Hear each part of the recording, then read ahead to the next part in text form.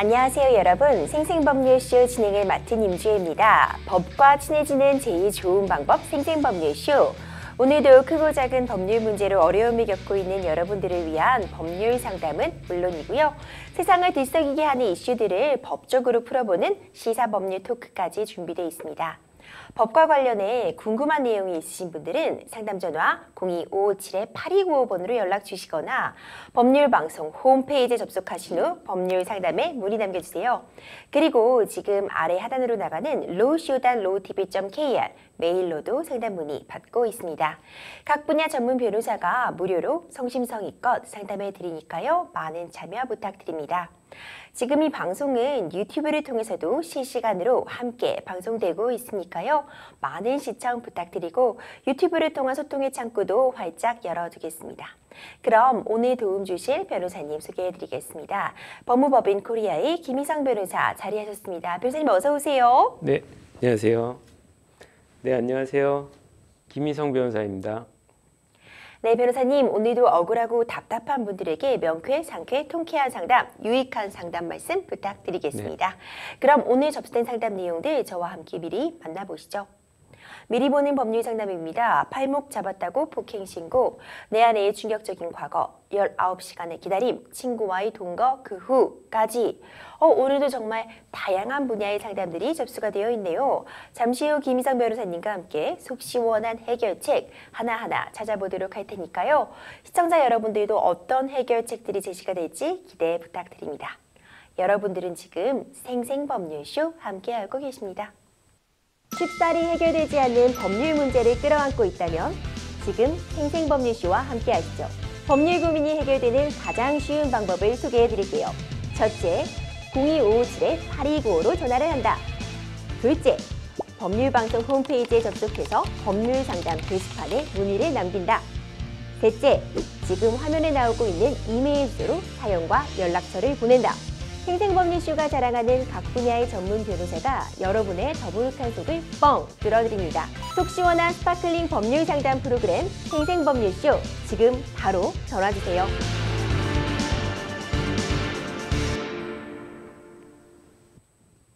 생생법률쇼 첫 번째 순서는요. 법과 관련된 상식들에 대해 굵고 짧게 알아보는 시간 준비되어 있습니다. 화요일에는요. 지금 가장 뜨거운 이슈를 살펴보고 그와 관련돼 아직 통과되지 못한 법안들에 대해 알아보는 법률인싸 준비되어 있거든요. 변호사님 오늘은 어떤 주제 준비해 오셨나요? 네, 오늘 준비한 주제는 은행으로부터 예금을 반환받지 못했을 때 예금보험공사가 그 반환을 보장해주는 제도가 있거든요. 네. 그래서 예금자 보호 한도에 대해서 한번 말씀을 드려보겠습니다. 예금자 보호 한도 높여야 된다는 그런 법안 계속해서 발의되어 있고 있는 걸로 저도 알고 있어요. 사실 국민들의 여론도 이거 보호 한도 너무 낮다, 더 높여야 한다 이런 목소리 지속적으로 나오고 있는데 먼저 이 예금자 보호 한도 정의부터 하나씩 좀 살펴볼게요, 변호사님. 네, 먼저 이제 예금자 보호 제도에 대해서 말씀을 드리면 금융사가 영업 정지, 파산 등으로 예금 반환이 불가능한 경우에 예금보험공사가 예금자한테 대신하여 지급하는 제도인데요. 이 제도에 있어서 이제 한도가 2001년 이후부터 20년 넘게 5천만 원으로 유지되고 있습니다. 은행이나 보험사, 저축은행, 증권사 등 대부분의 금융사 예금에 적용되고 있는데요. 2011년 저축은행 부실 사태 이후 저축은행 예금자한테 특히 중요하게 인식되고 있습니다. 한국의 경제 규모에 비해서 이 한도가 너무 낮다라는 목소리가 존재하고 있는데요. 보호 한도는 1인당 GDP, 예금 규모를 고려하여 정하는데 2001년에 5천만 원 이후로 지금 계속 5천만 원 한도가 유지되고 있는데 2001년에 비해서 지금 1인당 GDP는 2배 이상, 그리고 보호되는 예금의 규모는 5배 이상 오른 상황이거든요. 이런 경제 성장에 비해서 보호되는 예금 한도의 규모가 너무 작다, 이런 비판의 목소리가 있습니다. 그래서 예금보험공사는 올해 8월까지 구체적인 개선안을 마련할 계획입니다. 그렇군요. 이 예금자 보호 상향이 계속해서 좀 제기되어 왔는데 그동안 상당히 지지부진했어요. 이렇게 미뤄지고 있는 이유가 있을까요, 변호사님? 네, 이제 첫 번째 이유는 이제 재원 마련인데요. 그 예금자 보호 제도를 운영하기 위해서는 재원이 필요한데 이 재원은 예금 보험료로 운영을 하고 있습니다. 따라서 이제 보호 한도가 오르게 되면 보험료도 당연히 오르게 되고 종국적으로는 소비자, 즉 예금을 하는 사람한테 전가될 가능성이 있거든요. 그 다음에 두 번째로는 도덕적 해이가 발생할 우려가 있다, 이런 목소리가 있습니다. 금융연구원 연구용역 보고서에 의하면 예금자 보호 한도를 상향하면 예금자는 건전한 금융사한테 예금을 맡기는 것이 아니라 고금리, 그러니까 이자를 많이 주는 은행들을 쫓아다니게 되고, 그러면은 저축은행이나 상호금융 같은 금융사에 이제 돈이 몰리게 되고, 네. 그 제2금융권들은 위험을 선호하는 행동을 할 우려가 있다, 이런 목소리가 있고요. 이런 문제 제기에 대해서 황세훈 자본시장 연구원은 한도 상향에는 비용이 들지만 한편으로는 예금자를 보호하는 편익이 증진되고, 그리고 그 금융사들이 부실하게 뭐 위험을 쫓는 이런 행동을 할 우려에 대해서는 감독 당국이 제2금융권의 건전성 관리를 강화하고 소비자도 비용을 감수한다는 데 있어서 합의가 이루어지면 문제가 없다, 이렇게 의견을 피력한 바 있습니다. 그렇군요. 변호사님, 그렇다면 해외 주요 국가의 어떤 예금자 보호 한도는 어떻게 설정이 되어 있나요? 네, 먼저 이제 해외 사례를 말씀드리기 전에 먼저 우리나라의 경우를 말씀드리면, 우리나라는 예금 원금과 이자를 포함해서 5천만 원까지 보장을 해주고 있고요. 모든 금융기관이 예금자보호법에 적용을 받는 건 아닌데, 뭐 신협이나 새마을금고, 지역농협과 같은 상호금융의 경우에는 자체적으로 기금을 마련을 해서 보호를 해주고 있습니다. 보호 한도는 역시 5천만 원으로 동일한 상황이고요. 미국 같은 경우는 25만 달러, 하나로 하면 약 3억 2천만 원이고요. 영국은 8만 5천 파운드, 약 1억 3,500만 원입니다. 일본은 1천만 엔, 약 1억 원의 한도에서 예금자 보호제도를 운영하고 있습니다. 그렇군요. 확실히 우리나라가 다른 주요 국가들과 비교했을 때 낮은 편이란 거는 확인할 수 있네요. 변호사님, 그렇다면은 이제 예금자 이 보호 한도가 인상될 가능성은 현재도 남아 있는 건가요? 네. 그동안 이제 정치권에서 꾸준히 인상 목소리가 나왔기 때문에 인상 가능성이 제기되고 있고요. 그리고 국민의힘 의원 10명이 한도를 1억 원 이상으로 인상하는 예금자 보호법 일부 개정안을 현재 발의한 상태입니다. 더불어민주당도 예금자 보호 한도를 1억 원으로 상향시키는 것을 당론으로 추진하고 있기 때문에 정치권에서는 양 정당이 인상에 대해서 같은 목소리를 내고 있는 입장입니다. 반대로 이제 부작용을 우려하는 인상 반대 목소리가 있는데요. 예금금리가 높은 저축은행으로 몰릴 수 있고 보험료가 인상되면 예금금리의 하락은 불가피하다. 그리고 시중자금이 고금리를 주는 은행으로 몰리면 뱅크런이 발생할 수 있다. 이런 우려의 목소리도 있는 상황입니다. 그렇다면요, 실제로 예금을 하고 있는 그 사용자 가운데 5천만 원 이상 예금을 넣어둔 분들이 어느 정도 비중이 되는지도 좀 궁금해요. 네, 예금 고객 중에 98%는 5천만 원 이하의 예금을 하고 있다고 하는데요. 따라서 이제 인상을 반대하는 측에서는 고객의 98% 이상이 5천만 원 이하이기 때문에 지금 보호 한도로도 충분히 보호가 될 수 있다, 이렇게 주장을 하고 있습니다. 그렇군요. 이 예금보험공사가요, 오는 8월까지 어떤 개선안을 마련하겠다 이렇게 밝혔는데 어떤 부분들이 좀 고려가 돼야 될 것이라고 변호사님 보고 계신가요?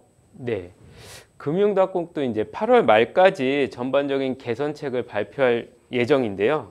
보호 한도를 높이면 보험료는 올라갈 수밖에 없고 이는 소비자한테 전가된다고 말씀을 드렸고요. 그 다음에 시중은행은 보험료 상승이 좀 불만인 측면이 있습니다. 그리고 보험 한도가 올라가면 금리가 높은 은행으로 예금이 쏠릴 수 있는 우려가 있기 때문에 이런 거에 대해서 어떻게 개선을 하는 게 좋을지 대책 마련이 필요한 상황이고요. 미국의 예를 한번 살펴볼 필요가 있는데, 미국에서 이제 얼마 전에 실리콘밸리 은행과 시그니처 은행이 파산되었었습니다. 이때 미국에서는 파산 관련해서 예금을 전액 보장하겠다라고 발표를 했는데요. 이런 정책을 발표한 근거는 뭐냐면 시스템 리스크라는 예외 조항에 근거해서 이런 조치를 했습니다. 한국도 물론 예금자 보호법 시행령 개정으로 이제 전액 보호를 해줄 수 있는 상황이 있기는 한데요. 이렇듯 예금자 보호 확대는 도덕적 해이 논란을 피할 수가 없습니다.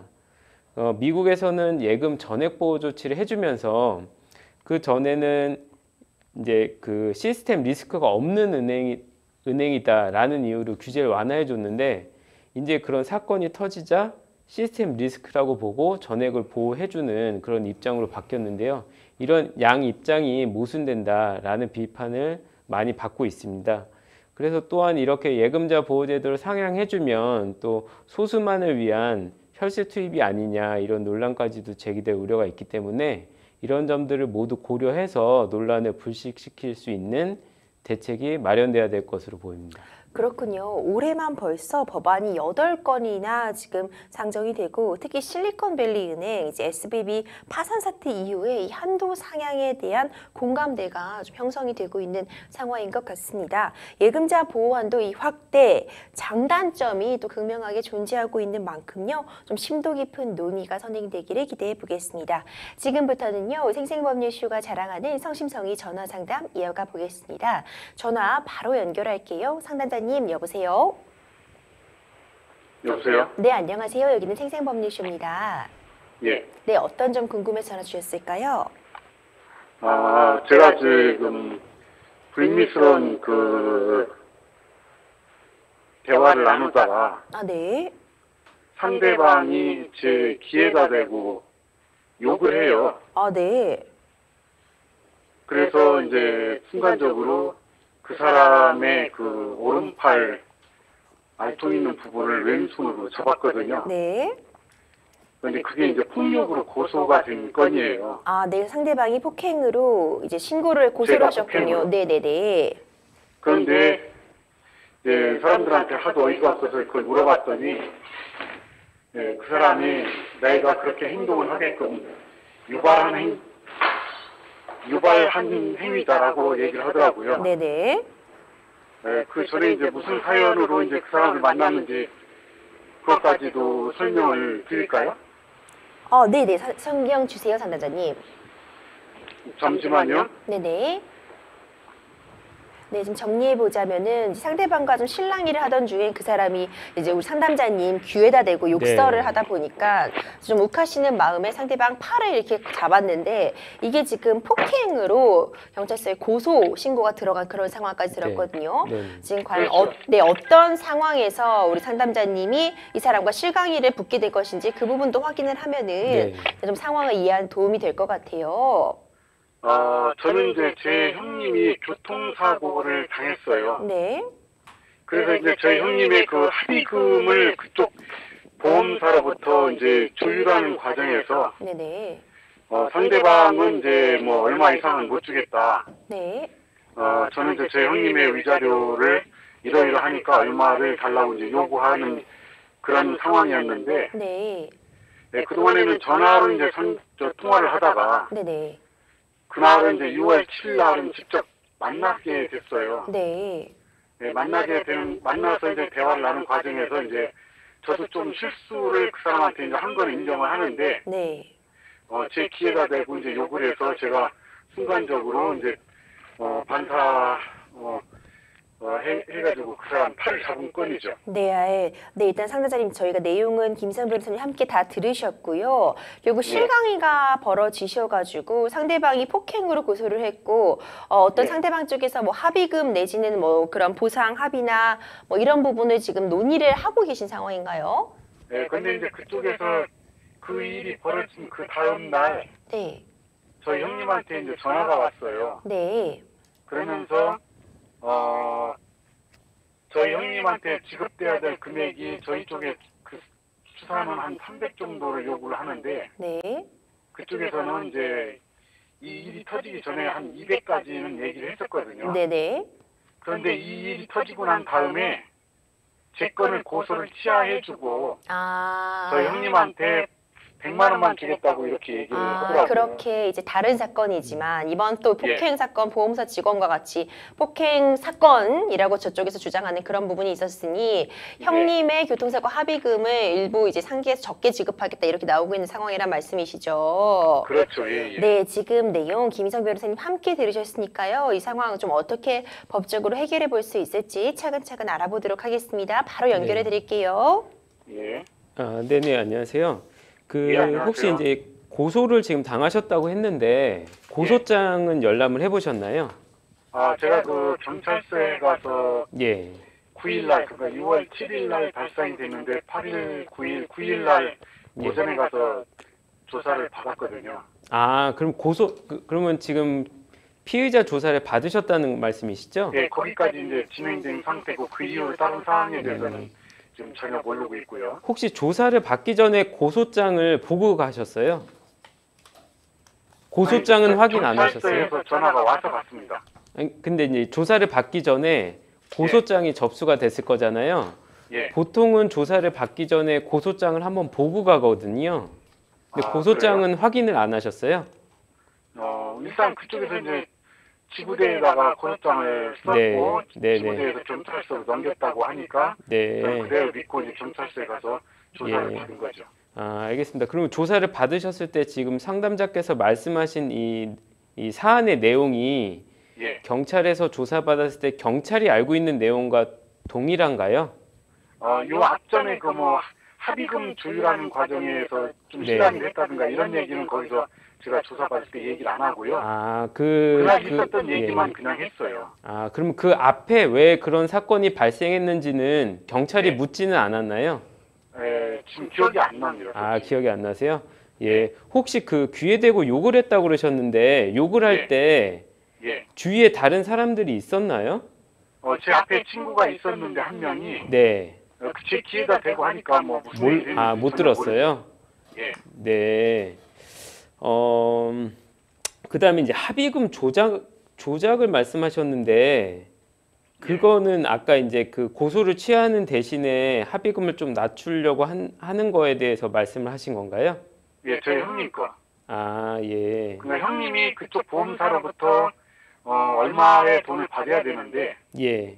제 그 폭행 사건을 여기다 연결시켜가지고 취소해주는 예. 조건으로 저희 형님한테 100만 원만 준다고 이렇게 이제 형님한테 얘기를 해서 예. 거기서도 또 이제 실랑이를 하다가 이제 그쪽 사람들이 그냥 가버렸어요 그날은요. 예. 그러면 그 다음 날 또 이제 저희 형님이 그러면 어제 준다고 한 거라도 줘라 그러고 제 동생 고소를 취하해줘라 얘기를 했더니 예. 그건 이제 어제 일이고 이제 그것도 이제 지금은 못 주겠다 이렇게 이제 나오더라고요. 예. 그러면 이제 여기서 먼저 확인을 해야 될 게 팔을 잡은 행위 자체가 어떻게 조사됐는지를 좀 알아야 되거든요. 예. 그 조사를 받으실 때 단순히 팔을 잡았다라고만 이렇게 뭐 진술을 하신 건가요? 그거는 솔직히 이제 그날 제가 예. 그쪽에 이제 CCTV가 이제 그 앞에가 있었어요. 예.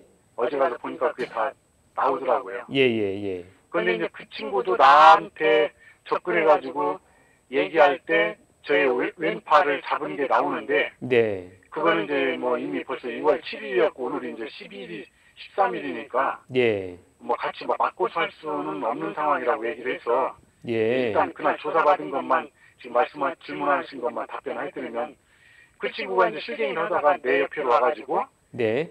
귀에다 대고 아무튼 욕을 해서 저는 반사적으로 그 사람 팔을 잡았는데 제가 좀 힘을 가했는지 모르겠지만 네. 그 사람 그 다음날 보니까 뭐 몸 자국이 좀 있더라 이렇게 얘기가 나오더라고요. 네. 그러니까 손목을 뭐 멍이 들 정도로 세게 잡았다. 손목이 아니라 그 사람 저 오른쪽 팔뚝 팔뚝이라고 알통 있는 부위 그 뒷부분을 잡았어요. 그런 데를 잡아서 뭐 멍이 들 정도로 세게 잡았다라는 것 자체는 폭행 행위로 인정받을 수는 있어요. 근데 중요한 거는 그런 그 앞단의 사정이 중요할 것 같아요. 그래서 만약에 그 사람이 욕을 함으로 인해서 내 귀에다 욕을 하면 반사적으로 뭐 그 사람을 뭐 밀쳐낸다든가 그 사람의 팔을 잡아서 뭐 나한테 좀 떨어지게 한다든가 이런 과정에서 그런 행위가 나올 수가 있잖아요.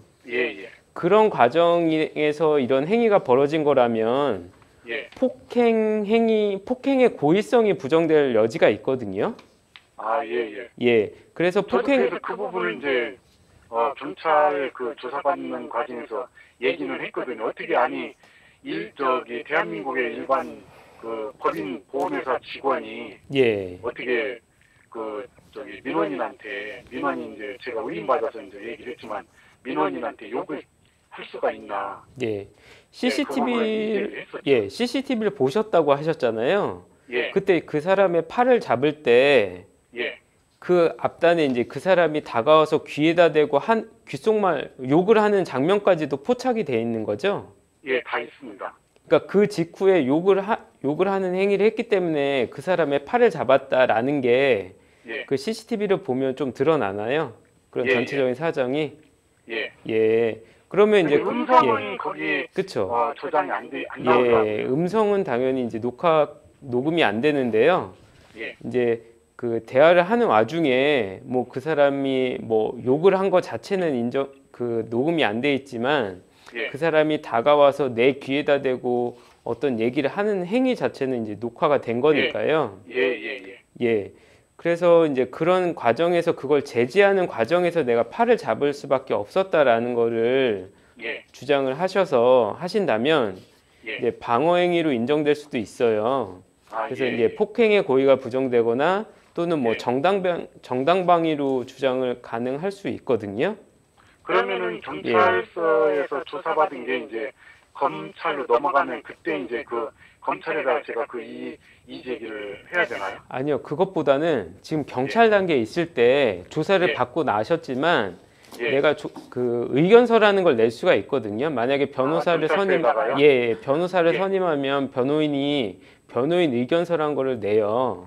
예, 예, 그렇게 변호인을 선임하셔도 되고요. 예. 아니면 조사를 받은 이후에도 예. 그 피의자가 의견을 충분히 제출할 수가 있거든요. 아, 그래서, 그럼 제가 다시 예. 또 그럼 작성을 해서 경찰서에다가 제출을 해야 되겠네요. 예, 그게 검찰로 넘어가기 전에 예, 경찰 단계에서 신속하게 제출하시는 게 좀 예, 좋고요. 예, 그리고 아까 맞고소 얘기를 하셨는데 예, 그 사람도 어떤 뭐 나한테 폭행 행위를 했다거나 예, 아니면 이제 모욕죄 같은 것도 제가 좀 근데 이제 귀에다 대고 한 거기 때문에 모욕죄는 좀 인정되기는 좀 어려울 수가 있거든요. 근데 이제 예. 욕을 했을 때 예, 좀 큰 소리로 하지는 않았다는 거죠. 그렇죠. 예, 그냥 나지막하게 했다는 거죠. 기회가 되고 저만 듣게 했으니까. 예.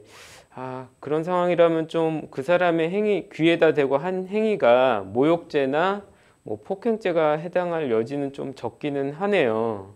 예, 예, 그래서 그러면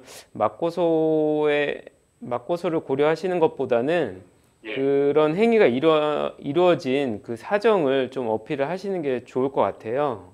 아, 그러면 9일날 조사를 받았으면 오늘이 13일이면 네. 그게 검찰로 넘어가기 전에 아까 말씀하신 대로 경찰서에 이의서를 예. 이견서 제출해야 되면 한 오늘 내일 그럼 이번 주 안에는 가면 될까요?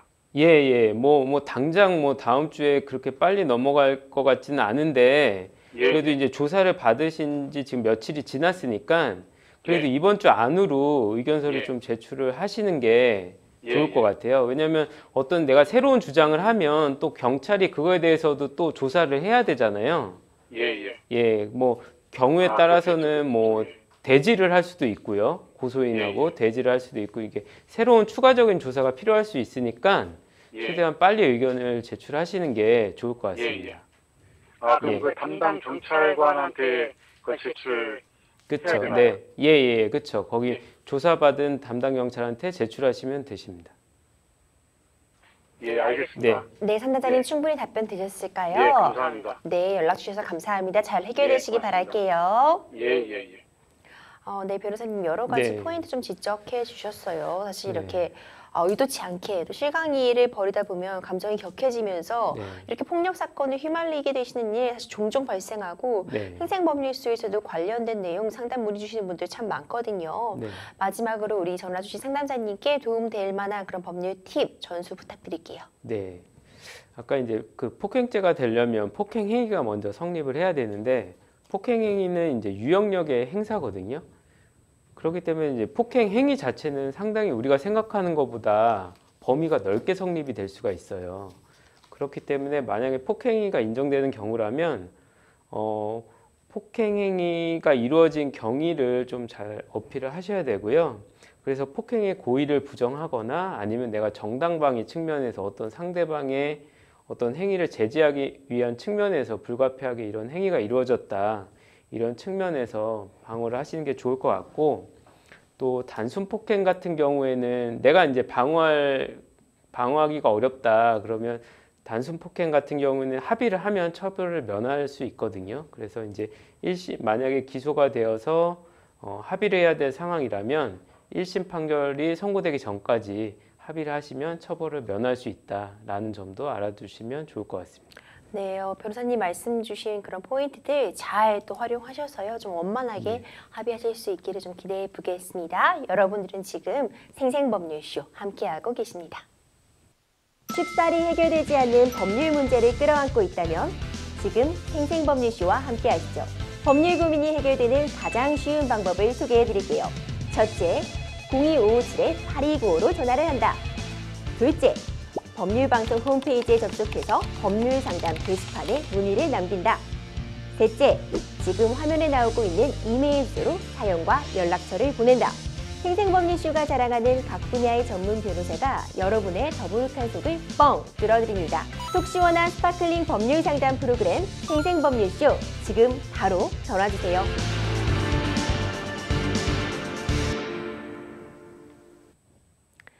네, 이번에는 법률방송 이메일을 통해 접수된 여러분들의 고민 함께 풀어가 보겠습니다. 결혼 7년 차 어린 딸아이가 있습니다. 아내와는 30대 초반에 결혼을 했고요. 아내는 얼굴도 예뻤고 배려가 많아서 소개받은 날 첫눈에 반했죠. 그런데 지난해 아내의 과거를 알게 됐습니다. 당연히 저를 만나기 전에 남자친구가 없을 거라 생각은 안 했습니다. 오히려 인기가 많았겠죠. 그런데 단순히 연애만 한 게 아니라 사귀던 남자의 아이를 임신하고 낙태까지 했다고 합니다. 더 끔찍한 건 낙태 시점이 저와 결혼하기 2달 전인 겁니다. 저와 1년 정도 연애를 했으니 소위 양다리를 거친 건데요. 아내는 영원히 숨길 수 있을 거라고 생각했겠지만 영원한 비밀이 어디에 있겠어요.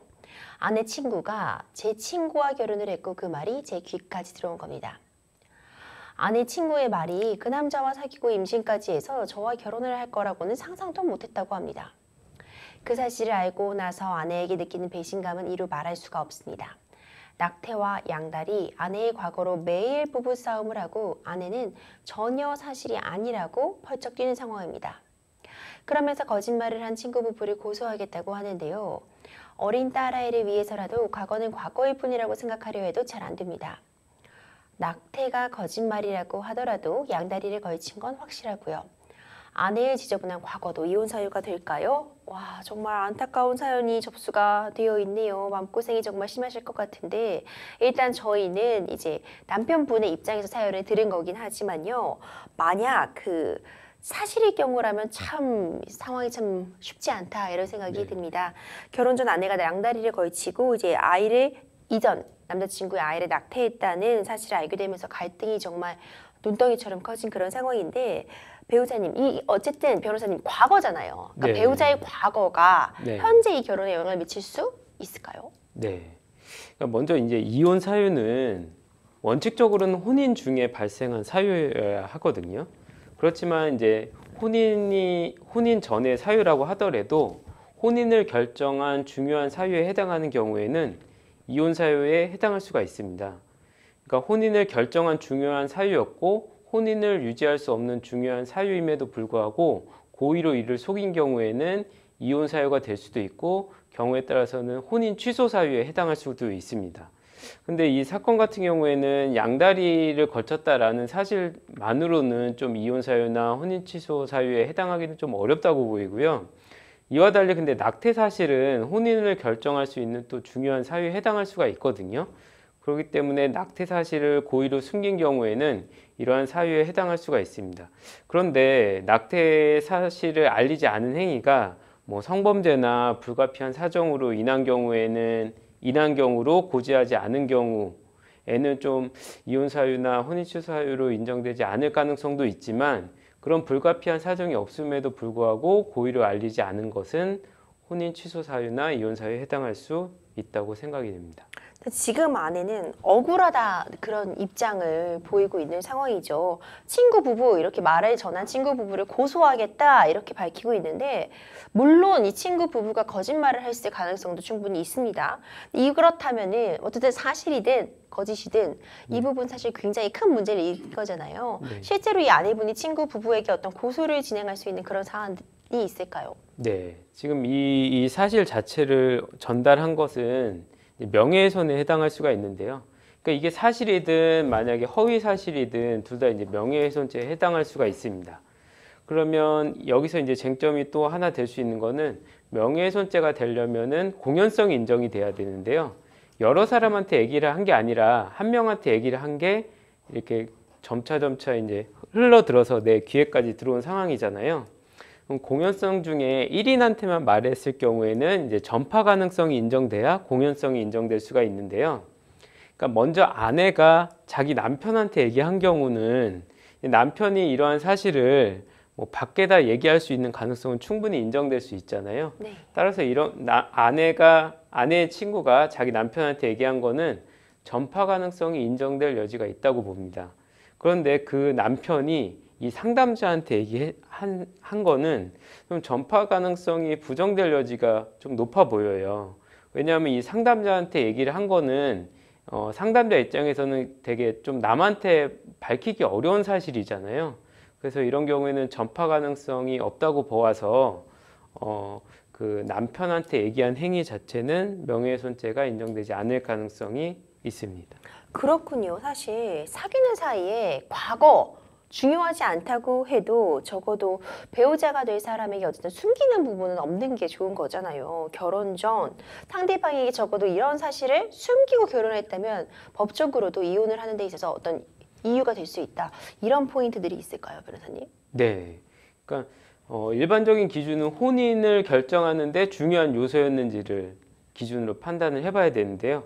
예를 들면 내가 과거에 이혼한 경험이 있다라거나 아니면 뭐 결혼을 했던 적은 없지만 사실혼 관계에 있었다거나 그리고 결혼 전에 임신을 했던 경력이 있다거나 이런 거는 혼인을 결정하는 데 중요한 요소가 될 수 있기 때문에 이런 거는 혼인 취소 사유나 이혼 사유에 해당할 수가 있습니다. 그리고 이제 판례 중에서도 이혼 사실을 숨기고 결혼한 경우에 혼인을 취소했던 그런 판례도 있습니다.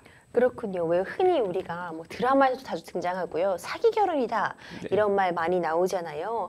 뭐 실질적으로 예를 들어서 뭐 최종 학력을 속였다거나 네. 직업을 사칭했다거나 예. 아니면 빚이 굉장히 많은데 이걸 숨기고 결혼까지 간 경우 이런 경우도 말씀해 주신 것처럼 이게 혼인을 이 사실을 알았더라면 하지 않았겠을 정도인가 이런 부분에 따라서 혼인 취소가 되거나 아니면 적어도 이것을 이유로 해서 이혼 사유가 되는 것은 더 확실하다고 볼 수 있겠네요. 예, 지금 변호사님께서 말씀해 주신 대로 뭐 학력도 또 중요한 요소고요. 어떤 내가 과도한 부채가 있어서 결혼 생활에 뭐 큰 지장을 이룰 정도의 그런 과도한 부채가 있음에도 그런 걸 숨긴 것도 또 이혼 사유나 혼인 취소에 해당할 수가 있습니다. 그렇군요. 만약 이 상황에서요. 지금 어쨌든 갈등의 골이 깊어진 상황이잖아요. 네. 만약 이게 사실이 아니라거나 한다면 오해를 받고 있는 아내분 입장에서도 굉장히 답답하실 것 같아요. 네. 그리고 사실인 경우라 할지라도 내가 지금 이렇게 남편이 과거를 안 이상 이 결혼 생활을 유지할 수 없겠다. 난 너무 힘들다. 네. 또 이렇게 역으로 생각하실 수도 있을 것 같거든요. 네. 그런 경우에 어떻게 보면 지금 상황에서 이게 사실인 경우에 유책 배우자를 아내 쪽으로 본다면 유책 배우자인 아내가 오히려 남편에게 이혼을 먼저 청구할 수도 있는 걸까요, 변호사님? 네. 그러니까 원칙적으로는 이제 우리 민법의 입장은 유책 배우자 이혼 청구권을 부정하는 입장이거든요. 그래서 유책 배우자는 이혼을 청구할 수 없지만 이미 뭐 혼인 관계가 파탄이 이루어진 상태에서 유책성이 뭐 희석되는 경우라면 그런 경우는 예외적으로 인정을 해주는 경우도 있습니다. 그렇군요. 그럼 경우에 따라서 만약 지금 이게 사실 어떤 정확한 증거가 있다기보다는 이제 친구 부부의 말을 믿고 이제 시작이 된 거잖아요. 만약 이게 사실이 아니라거나 아내분이 정말 억울하고 답답한 사연이시라면 또 역으로 이렇게 의심하고 계속 갈등이 그 불씨를 제공하고 있는 것이 또 이혼 사유로 볼 수 있는 가능성도 있겠네요. 예, 지금 말씀하신 대로 그런 가능성이 있다고 보입니다.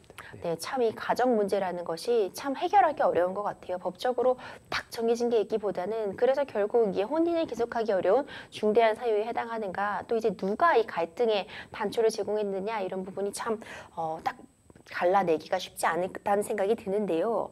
만약 이 안난자님께서 결국 지금 너무 상황의 정신적인 충격이 크실 것 같아요. 네. 그래서 결국 이혼을 진행하신다면은 이 정신적인 충격, 이 피해 보상, 어떤 물질적으로 결국 금전적으로 손해배상 청구까지도 가능할까요? 네, 그 이제 자기 아내와의 관계에 있어서는 별도의 손해배상보다는 그 뭐 재산 분할이나 뭐 이혼을 하는 경우에 재산 분할로 그런 걸 참작을 할 것 같고요.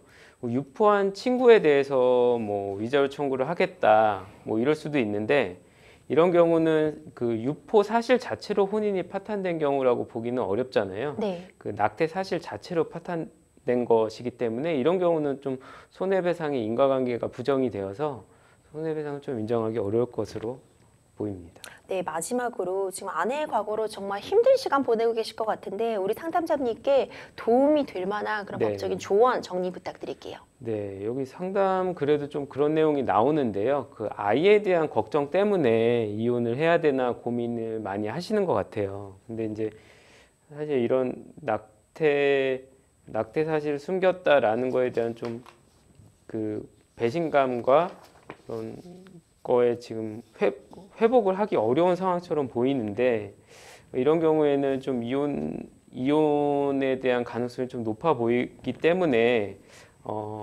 이제 아이의 양육에 대해서 좀 미리 고민을 하실 필요가 있을 것 같습니다. 이제 이혼을 하더라도 아이의 양육에 대한 사항은 이제 결정을 반드시 해야 되거든요. 네. 그래서 아이의 양육에 대한 좀 고민을 해보시는 것이 좋을 것 같습니다. 네, 정말 안타까운 사연이었고요. 변호사님 말씀처럼 일단 아이에 대한 양육 부분 그리고 일단 대화를 통해서 어떤 부부 관계를 다시 해결할 그런 단초는 없을지도 잘 한번 살펴보시기 바라겠습니다.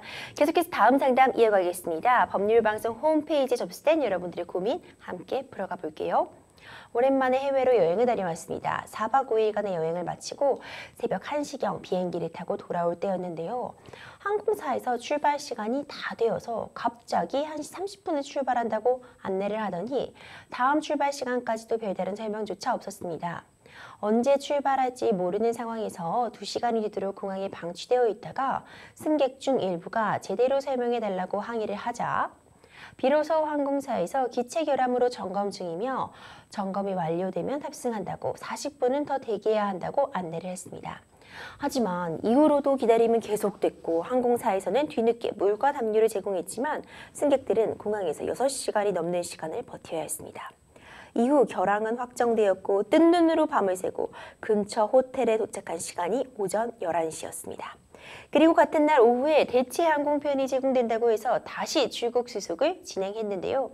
그마저도 4시간이나 연착이 돼서 무려 19시간 대기 후 어렵사리 한국 공항에 겨우 도착을 한 겁니다. 항공사는 사과의 뜻으로 약 20만 원 정도의 쿠폰을 제공했는데 그날 넘어갈 일은 아닌 것 같아 저를 포함한 몇몇 승객들이 항공 운임에 대한 환불이나 보상이 없느냐고 물었습니다. 항공사 측은 기체 결함으로 연착된 것은 고객들 안전을 위해 어쩔 수 없었고 대체 항공편과 숙소 그리고 쿠폰까지 지급을 했기에 다른 보상 방침은 없다고 합니다. 하지만 다음 일정에 차질이 생긴 손님도 있고 중요한 미팅을 취소해야 했던 손님도 있었는데요. 항공사는 이러한 승객들의 정신적, 재산적인 손해까지 배상해야 하는 것 아닌가요? 이런 사연이 접수가 되었어요. 변호사님, 이렇게 갑자기 항공기 연착하면 정말 난감한데 이런 경험 있으세요? 저는 이렇게까지 연착된 경험은 없었고요. 뭐 한두 시간 정도의 연착만 경험한 적이 있습니다. 이제 항공기 연착으로 이렇게 분쟁이 발생한 경우들이 종종 있어요. 이런 경우에는 이제 소비자원에도 많이 접수가 되기도 하고요. 소송도 가끔 일어나고 있는 것으로 알고 있습니다. 근데 항공기가 19시간 지연이 됐다고 하면 사실 굉장히 긴 시간이거든요. 안내조차 이루어지지가 못해서 고생을 많이 하신 것 같은데 이렇게 국제 항공이 지연되는 경우에 손해배상 규정 마련되어 있지 않아요? 네, 먼저 이제 국내에도 그런 규정이 마련되어 있는데요. 공정거래위원회 고시로 소비자 분쟁 해결 기준이 이제 있습니다.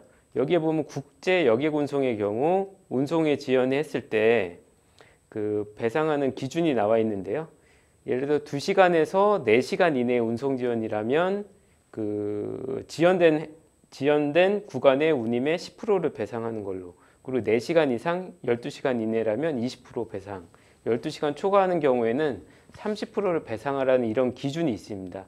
그리고 이런 그 운임을 기준으로 해서 배상하는 기준뿐만 아니라 만약에 체류가 필요한 경우에는 적정한 숙식비를 제공하라, 이런 기준도 있고요. 또 이런 국내 기준 말고도 몬트리올 협약이라고 해서 그러니까 국제 사회에서 통용되는 이런 협약도 있고요. 몬트리올 협약의 내용에 대해서 좀 말씀을 드리면, 운송 지연이 있으면 항공사가 책임을 지는데 면책을 위해서 합리적인 조치를 해왔다라는 사실을 항공사가 증명하는 경우에는 책임을 면할 수 있는 이런 근거 조항도 마련이 되어 있습니다. 이 항공사 측에 좀 늦긴 했지만 출발 지연 사실을 알렸고요. 우대 할인권과 연결편 비용도 제공을 하기는 했어요. 그럼에도 이제 공항에서 이런 장시간 대기로 인한 그런 정신적인 손해까지 배상해야 할 책임이 있다고 변호사님 보고 계신가요? 네, 여기에 관련된 판례가 좀 있는데요.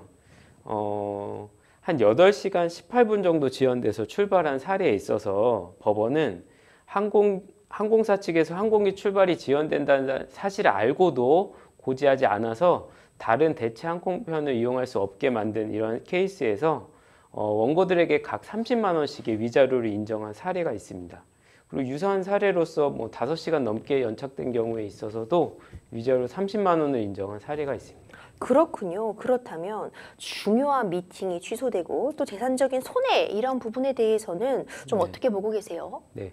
손해 중에 이제 체류 비용 같이 적극적 손해의 경우에는 아까 말씀드린 배상 기준에도 있지만 체류 비용 같은 거는 손해배상의 범위에 들어갈 수가 있는데 이 사안과 같이 이제 미팅 취소로 인해서 어떤 계약이 파기됐다거나 이런 사정은 특별 손해이기 때문에 항공사가 이런 사정을 알았거나 알 수 있었다라는 것을 증명하지 못하는 이상 손해배상의 범위에서 좀 제외될 가능성이 있어 보입니다. 그렇군요. 그럼 항공기 결함으로 연착을 하는 경우에요.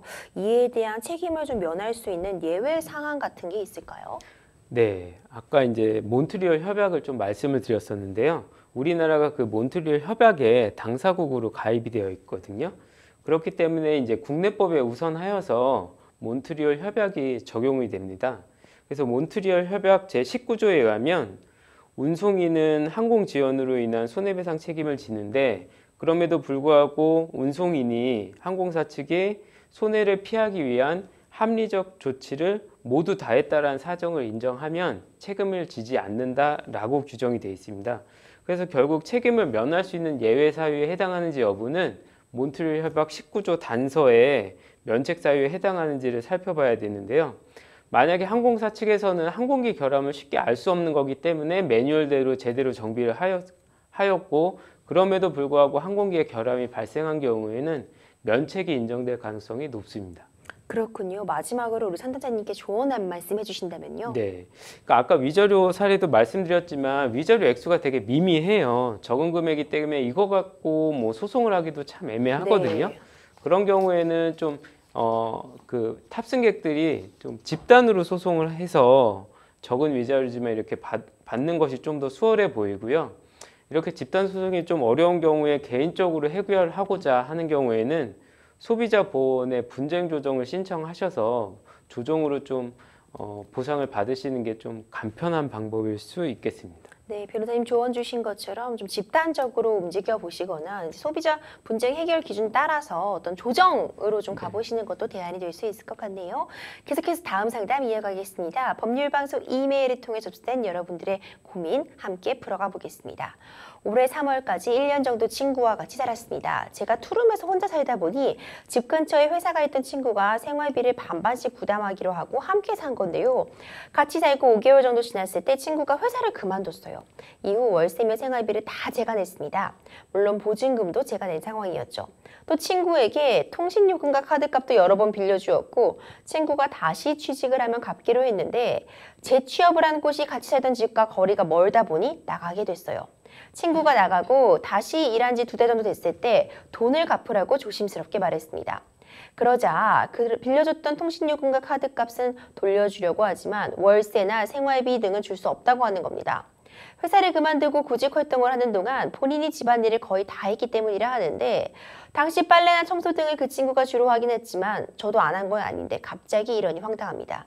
월세와 생활비를 받을 방법이 없을까요? 아유 참 친구 사이에 서로 좋은 마음으로 시작했는데 이게 돈이 오가다 보면은 참 이게 쉽지 않은 것 같아요. 애매한 상황인데 이렇게 갈등 생기는 경우 많이 있죠. 네, 이게 이제 이혼을 하거나 사실혼을 파기하는 경우에 이렇게 생활비를 청구할 수 있을지 물어보는 경우들이 좀 종종 있습니다. 왜 우리가 말씀해 주신 것처럼 이혼할 때 가정주부처럼 이렇게 가사일을 했던 부분도 재산 분할에 있어서 기여도를 많게는 정말 50%까지도 받을 수 네. 있는 거잖아요. 네. 친구 사이에서 동거했다가 헤어질 때도 집안일 등의 기여도를 인정해 주는 부분이 있을까요? 네, 그러니까 이혼을 하는 경우 지금 변호사님께서 말씀해 주신 대로 뭐 이혼을 하는 경우라면 이러한 사정이 이제 재산 분할의 기여도로 참작이 될 수가 있거든요. 뭐 사실혼 파기의 경우도 마찬가지입니다. 근데 사실혼에 이르지 않은 지금 단순한 동거를 한 경우라고 보이거든요. 네. 이런 경우는 이제 재산 분할 자체를 할 수가 없기 때문에 기여도로서 참작하기는 좀 어렵다고 보이고요. 다만 이제 이 사건 같은 경우는 이제 사안을 보면은 생활비 분담 약정을 사전에 한 것으로 네. 나와 있어요. 네네. 그래서 이런 약정을 뭐 서면으로 하지 않았더라도 뭐 구두로라도 했다면 그런 약정에 대한 좀 증거를 수집을 하셔서 그 약정에 기해서 청구를 하시는 것이 좀 더 나아 보입니다.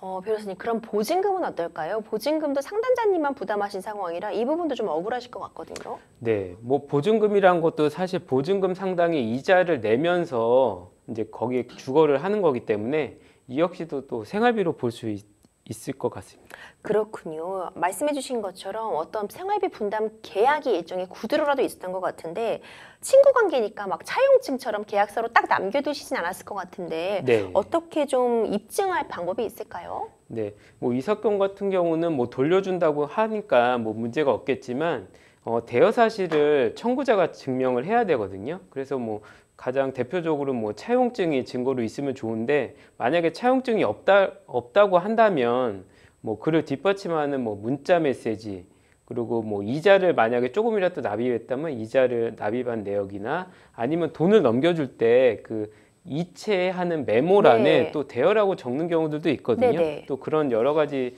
증거들을 좀 생각해 볼 수 있을 것 같습니다. 그러면 이제부터 상담자님들이 어떤 조치를 취하셔야지 이제 못 받으신 부분에 대한 부분을 최대한 또 보전받으실 수 있을까요? 네. 그러니까 이제 아까 말씀드린 대로 좀 약정 사실을 뒷받침할 수 있는 증거가 있다면 그 약정에 기해서 청구를 하는 게 좋아 보이고요.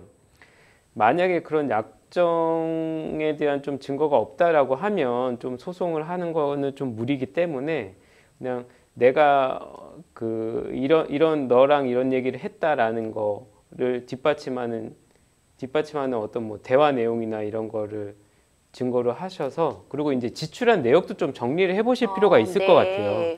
이런 약정을 했을 뿐만 아니라 내가 얼만큼의 생활비를 지출했기 때문에 너가 이 정도에서 부담을 해야 된다. 이런 좀 구체적인 내용을 하시면서 요구를 하시는 게 좋을 것 같습니다. 네, 그렇습니다. 정말 안타까운데요. 결국 친구 사이 얼마나 가까우면 또 함께 사실 생각을 했겠어요. 일단 대화를 통해 잘 해결해 보셨으면 좋겠고 소송까지 가기 부담스러우시다면 조정이라던가 뭐 다른 간단한 제도들도 좀 활용해 보셨으면 하는 바람입니다. 태생법률쇼 많은 분들의 상담 전화 걸려오고 있습니다. 도움이 필요하신 분들은 주저하지 마시고 연락 주세요. 법률 상담 참여 방법 다시 한번 알려드립니다. 상담 전화 0257-8295번 또는 법률방송 홈페이지에 접속 후 법률 상담에 남겨주시거나 지금 나가고 있는 lowshow.lowtv.kr 메일로 상담 문의 주시기 바랍니다. 오늘도 함께해 주신 김희성 변호사님 감사합니다. 오늘 준비한 순서는 여기까지입니다. 시청해주신 여러분 고맙습니다.